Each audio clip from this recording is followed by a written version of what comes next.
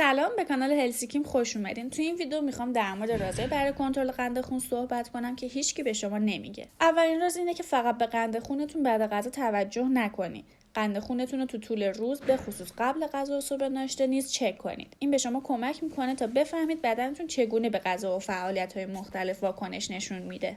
دومین راز اینه که به رژیم غذایی خود توجه کنید. غذایی که میخورید نقش مهمی تو کنترل قند خونتون داره. سعی کنید غذاهای سالم و مغذی مانند میوه‌ها، سبزیجات، غلات کامل و پروتئین بدون چربی بخورید. از غذای فرآورده شده، شکر اضافه و چربی اشباع شده و ترانس هم دوری کنید. سومین راز اینه که ورزش کنید. ورزش به شما کمک میکنه تا قند خونتون رو کنترل کنید، وزن خود رو کم کنید و سلامتی خودتون رو به طور کلی بهبود ببخشید. سعی کنید حداقل نیم ساعت تو روز و 5 روز تو هفته ورزش کنید. چهارمین راز اینه که به اندازه کافی بخوابید. کمبود خواب میتونه قند خونتون رو افزایش بده. سعی کنید هر شب 7 تا 8 ساعت خواب با کیفیت رو داشته باشید. پنجمین راز اینه که استرس خودتون رو مدیریت کنید. استرس میتونه قند خونتون رو افزایش بده. سعی کنید تکنیک‌های آرامش بخش مانند یوگا، مدیتیشن و یا تنفس عمیق رو انجام بدید. ششمین راز اینه که با پزشک خود مشورت کنید. پزشکتون میتونه به شما در ایجاد یک برنامه درمانی مناسب برای کنترل قند خونتون کمک کنه. اینا فقط چند راز برای کنترل قند خونتون بودن.